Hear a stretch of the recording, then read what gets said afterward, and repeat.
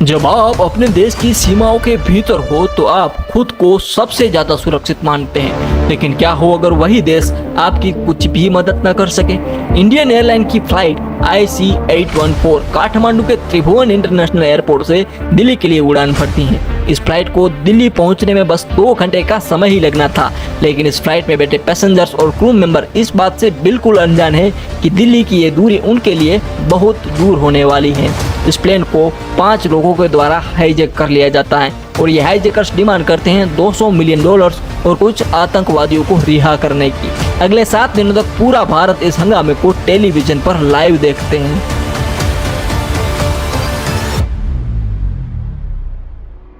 24 दिसंबर 1999 नेपाल से दिल्ली जाने वाली एक आम सी फ्लाइट, हर सीट पर अलग अलग कहानी। कोई छुट्टियों से लौट रहा था तो कोई शादियों में जा रहा था।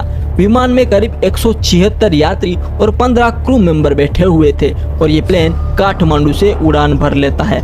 उड़ान के थोड़ी देर बाद ही शाम के वक्त लगभग 5 बजे के आसपास प्लेन में से 5 आतंकी अपने हथियार निकालकर प्लेन में से खड़े हो जाते हैं और प्लेन को हाईजैक करना स्टार्ट कर देते हैं। इस हाईजैकर्स में से 2 विमान की कॉकपिट में घुस जाते हैं और बाकी के 3 पैसेंजरों को कंट्रोल करने लगते हैं। कॉकपिट में घुसकर पायलट की कनपट्टी पे बंदूक रखकर प्लेन का रास्ता बदलने को कहते हैं। आतंकी प्लेन को अब लाहौर ले जाना चाहते थे, लेकिन प्लेन में इतना फ्यूल नहीं था कि वो लाहौर पहुंच सके।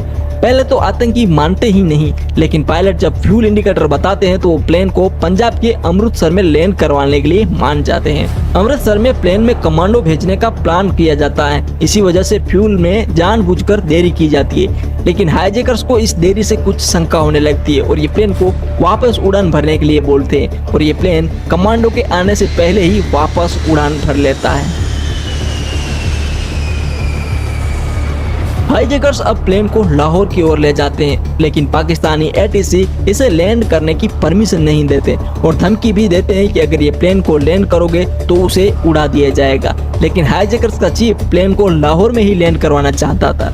लाहौर ATC रनवे की लाइटें बंद कर देते हैं ताकि प्लेन लैंड न कर सके, लेकिन प्लेन में अब फ्यूल बिल्कुल खत्म हो रहा था। तो पायलट प्लेन की क्रैश लैंडिंग करवाने ही जा रहा था, तभी ATC को लगा कि प्लेन सचमुच क्रैश हो जाएगा, तो उन्हें रनवे की लाइटें चालू कर दी और लैंड करवाने की परमिशन भी दे देते हैं और ये प्लेन 8:10 पर लाहौर एयरपोर्ट पर लैंड कर जाता है। लेकिन पाकिस्तान इस प्लेन को ज्यादा देर अपनी जमीन पर रखना नहीं चाहते थे, तो ये तुरंत रिफ्यूलिंग करके ये प्लेन वापस 9:30 बजे के आसपास लाहौर से उड़ान भर लेता है। अभी हाईजैकर्स प्लेन को अफगानिस्तान के कांधार ले जाना चाहते थे, लेकिन कांधार में रात को प्लेन लैंड करवाने की फैसिलिटी न होने के कारण प्लेन को दुबई ले जाया जाता है और ये प्लेन रात को 1:20 पर दुबई एयरफोर्स बेस पर लैंड करता है।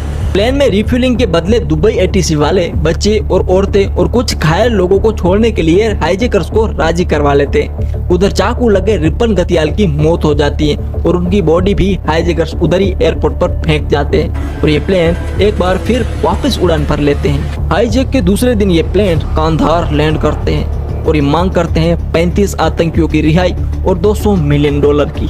लेकिन काफी नेगोशिएशन के बाद हाईजैकर्स 3 आतंकियों की रिहाई पर मान जाते हैं और ये आतंकी थे मौलाना मसूद अजहर, उमर शेख और मुश्ताक जरगर।